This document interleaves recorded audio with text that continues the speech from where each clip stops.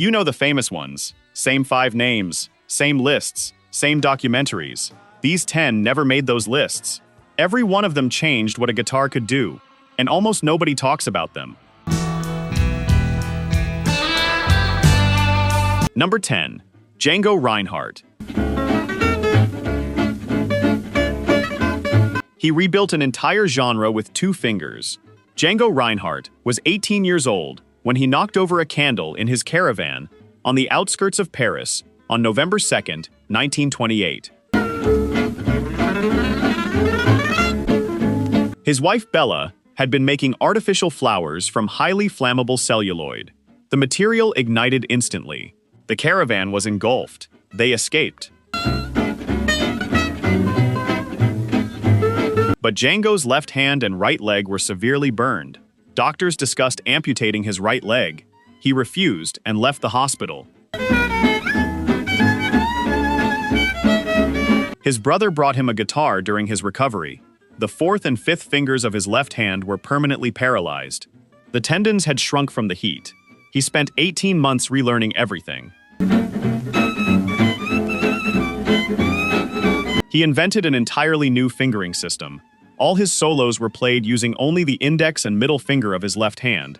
His paralyzed fingers could only brush chord shapes on the highest 2 strings. By 1934, 6 years after the fire, he and violinist Stéphane Grappelli had formed the Quintet du Hot Club de France in Paris. Within a decade, Django Reinhardt was the most celebrated jazz guitarist in Europe. He recorded with Coleman Hawkins. Louis Armstrong heard him play and said, "That cat sure could play." Django Reinhardt died of a stroke in 1953. He was 43 years old. The 2 paralyzed fingers, the 18 months of rebuilding, the genre he created from physical necessity, it is still being played in cafes across Paris every single night. Number 9. Tony Iommi.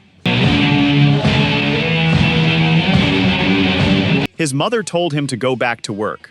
Tony Iommi was 17 years old in 1965. He had already formed a band. He had booked his first European tour. He had handed in his notice at the sheet metal factory. On his last day, on his lunch break, he thought about not going back. His mother told him to finish the job properly. He went back. A co-worker who operated the guillotine press hadn't shown up. Iommi was told to fill in on a machine he had never touched before. "As I'm pushing the metal through," he said, "the machine came down on my hand. And in pulling my hand back quickly, I pulled the ends of my fingers off, the tips of his middle and ring fingers, his fretting hand." Specialists told him he would never play again. He sat in the hospital with his hand in a bag. Then someone brought him a record. It was Django Reinhardt. A Romani guitarist who had played all his solos with 2 fingers after a caravan fire paralyzed his left hand. Iommi refused the prognosis. He melted down a plastic washing-up bottle into thimble shapes. He cut strips of leather from an old jacket and glued them to the plastic. He tuned his strings down to relieve the tension on his hand. He spent months relearning to play. The limitations changed everything. He couldn't play fast. He couldn't bend strings conventionally. He shifted to heavy, slow, descending power chords built to fill the space his missing fingers left behind. He said, "That's what made me come up with the Black Sabbath thing, trying to make the sound bigger, to fill in for the full chords. I couldn't play anymore. That sound became the foundation of heavy metal." His mother told him to finish the shift. The machine came down on his fingers. A genre was born. If you just learned something you never knew before, there is a whole lot more where that came from. Hit subscribe to The Rock Lens Every single week, we go deeper into the real stories, secrets, and hidden history behind the music you have loved your whole life. The button is right there. One click. We will see you in the next one. Number 8. Sister Rosetta Tharpe. Elvis Presley cited her as an influence. Chuck Berry borrowed her guitar technique. Little Richard said she was responsible for his entire career. Jimi Hendrix said he just wanted to play like her. Most people have never heard her name. I said it right. Sister Rosetta Tharpe was born Rosetta Nubin in Cotton Plant, Arkansas, in 1915. By 4, she was playing guitar. By 6, she was touring the American South, performing gospel in churches and tent revivals. In 1938, she walked onto the stage of the Cotten Club in Harlem and did something no performer from the Black Pentecostal Church had ever done. To make my garment fit me right, I want to get to heaven. She played gospel for white nightclub audiences. She plugged in her Gibson and attacked it with a ferocity that nobody in the room had seen from any guitarist of any gender. She used distortion before distortion had a name. She played lead lines that predated rock guitar by a decade. Oh my Lord, how it rained. According to playwright George Brandt, Chuck Berry borrowed her guitar stylings. Little Richard said she was responsible for his career. Elvis counted her as an influence. And Jimi Hendrix once said he just wanted to play like Rosetta. Her 1944 recording Strange Things Happening Every Day is considered by some music scholars to be the first rock and roll record. Not inspired by it, not adjacent to it. The first one. She toured Europe with Muddy Waters in 1963. And you can't get in, I know it rain, you know it. Jeff Beck, Eric Clapton, and Keith Richards have all cited those concerts as direct influences. But no cry out, my friends, the angels got the key. She suffered a stroke in 1970. Doctors amputated her leg. She kept performing. She died in 1973. She was buried in an unmarked grave. Nobody placed a headstone until 2009. She was inducted into the Rock and Roll Hall of Fame in 2018, 45 years after she died. The woman who invented rock guitar was buried without a marker while the people she influenced filled arenas. Number 7. Jeff Healey. Every guy has got you in. He thought all guitarists played the way he did. He was wrong. But by the time he found out, he had already developed the most distinctive technique of any guitarist of his generation. It's got to be. Jeff Healey lost his eyes at 1 year old to retinoblastoma, a rare eye cancer. He was adopted by a Toronto family at 4 months old. At 3, he was given a guitar. He taught himself. How did I? He placed the guitar flat across his lap like a lap steel. He fretted the strings from above, using his thumb and all 4 fingers, in a way that gave him access to more of the fretboard than virtually any other guitarist alive. He genuinely believed this was how everyone played. I never even got one. By 9, he was on Canadian television. At 15, he formed his first band. At 17, he was playing bars across Toronto. His Hideaway instrumental was nominated for a Grammy for Best Rock Instrumental Performance in 1989. Across the crowded room. Before his debut album had even been released, the writer of the film Roadhouse was from Toronto and had seen Healey perform. He wrote a character specifically built around him, a young blind guitarist who plays with the guitar flat on his lap. What did I say? When producer Jimmy Iovine received the script and the Healey demo tape on the same day, he immediately connected the two. The Jeff Healey Band recorded the soundtrack and were given speaking roles in the Patrick Swayze film. He shared stages with Stevie Ray Vaughan, B.B. King, George Harrison, and Mark Knopfler. He spent his final decade cataloging over 30,078 RPM jazz records from the 1920s by hand. Jeff Healey died of cancer on March 2, 2008. He was 41 years old. Roadhouse still plays on cable television somewhere in the world every single day.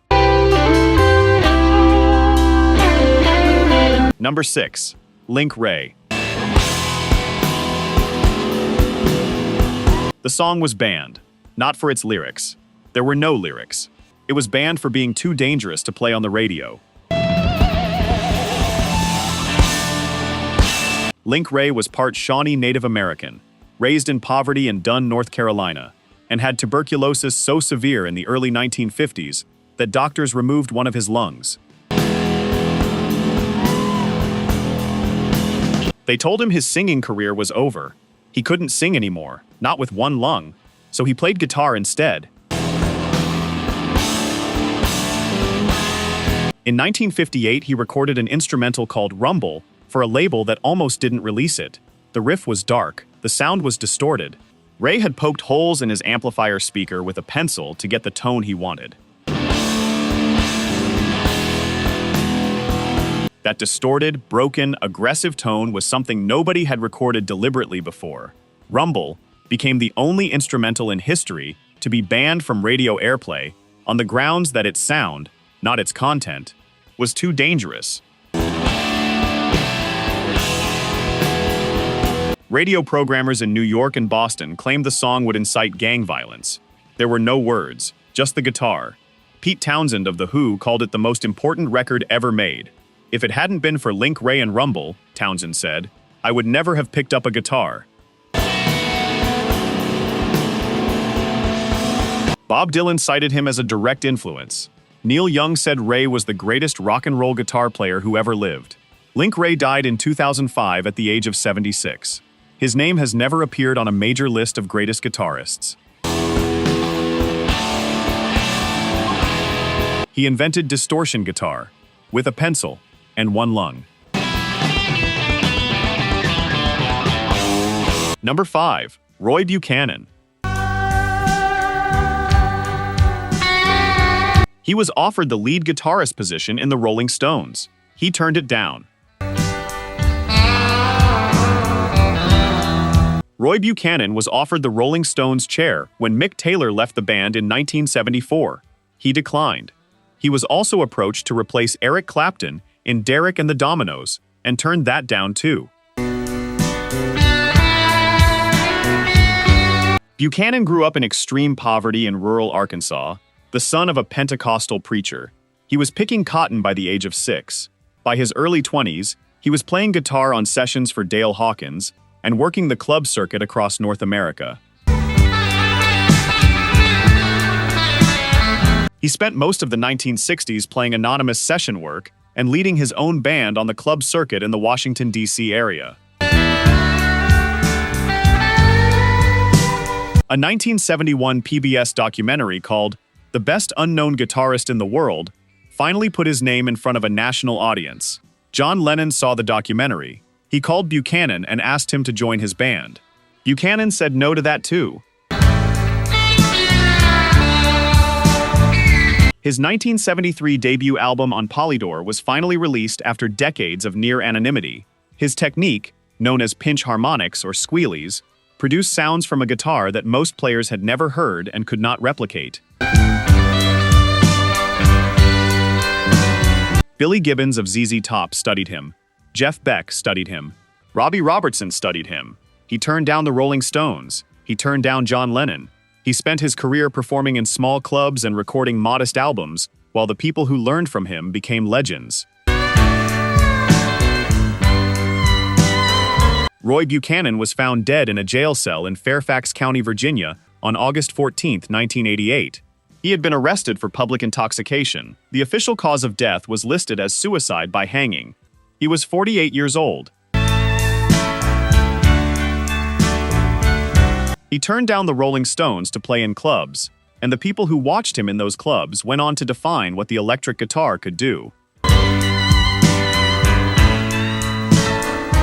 Number 4. Maybelle Carter. Every guitarist who ever learned to play owes something to this woman. She just didn't know it, and neither do most of them. Maybelle Carter was 17 years old in 1927 when she married Ezra Carter and joined what became the Carter family, a trio from Scott County, Virginia, whose recordings for Victor Records in 1927 are considered the birth of country music as a recorded genre. But this story isn't about country music. It's about what Maybelle's right hand was doing, while everyone else was focused on the singing. At the time, guitarists played chords. They strummed. They accompanied singers. The guitar was a backing instrument. Nobody played melody on the guitar in popular music. Maybelle Carter invented a technique now called the Carter scratch, or Carter family picking, in which the thumb picks out the melody on the bass strings while the fingers brush the chords above it. For the first time, the guitar was playing both melody and harmony simultaneously. Every acoustic guitarist who has ever picked out a melody line while holding a chord shape is using a derivative of this technique. Johnny Cash used it. Bob Dylan used it. James Taylor used it. Every folk guitarist on earth uses it. She was never asked to join the guitar's Great Hall of Fame conversations. She was too busy inventing the vocabulary everyone else was using to have those conversations. Maybelle Carter died on October 23, 1978. She was 69 years old. She is in the Country Music Hall of Fame. She should be in every Hall of Fame that has the word guitar in it. Number 3. Lonnie Mack. He played a style of guitar so fast and so physically extreme that most players who heard him in 1963 assumed the record had been sped up in the studio. It had not. Lonnie Mack was born in Harrison, Indiana in 1941. He was given a guitar at 5 years old and spent his childhood listening to Merle Travisar, Chet Atkins, and gospel. He developed a right-hand picking technique of such speed and accuracy that when he recorded Memphis in 1963, using an unusual Gibson Flying V guitar that nobody else was playing at the time, radio stations received complaint calls from musicians claiming the record must have been artificially accelerated. The flying tremolo effect, the whammy bar dive bombs, the blistering lead runs over a 12-bar blues structure. Nobody had put all of those elements together in a rock and roll recording before. Memphis hit number 5 on the Billboard Hot 100. Stevie Ray Vaughan called Lonnie Mack his single biggest influence. Vaughan modeled his entire playing style on Mack's approach and spent years studying his recordings. The Doors covered Memphis. The Beach Boys covered it. Johnny Rivers had a top 10 hit with it. When Stevie Ray Vaughan was asked who taught him to play guitar, he named 2 people. Albert King was one. Lonnie Mack was the other. Lonnie Mack died on April 21, 2016. He was 74 years old. He never made Rolling Stone's 100 Greatest Guitarists list. Stevie Ray Vaughan did. Stevie Ray Vaughan told anyone who would listen that Lonnie Mack was the reason why. Number 2. Elizabeth Cotten. She wrote the song when she was 11 years old. It was recorded when she was 59. She received a Grammy Award for it when she was 90, and she played the guitar upside down. Elizabeth Cotten was born in Chapel Hill, North Carolina in 1893. She was left-handed and could not afford a guitar of her own. She borrowed her brother's right-handed guitar. Don't tell what train I'm on. They won't. Rather than restring it for left-handed playing, she simply flipped the guitar upside down and played it as it was. This meant her bass strings were at the bottom and her treble strings at the top. The exact reverse of every other guitarist in the world. Freight train, freight train. She developed a technique called cotton picking, in which the thumb plays melody on the treble strings while the fingers handle the bass strings below. the exact opposite of conventional fingerpicking. Know what route I'm going. She wrote Freight Train in 1906 when she was 11 years old, about the trains she could hear running past her home. Then she put the guitar down. She found religion. She stopped playing. She spent decades working as a housekeeper. When I die, Lord, bury me. One of her employers was the Seeger family, Pete Seeger's family. One day, Pete Seeger found her playing guitar in the house. He had no idea she was a musician.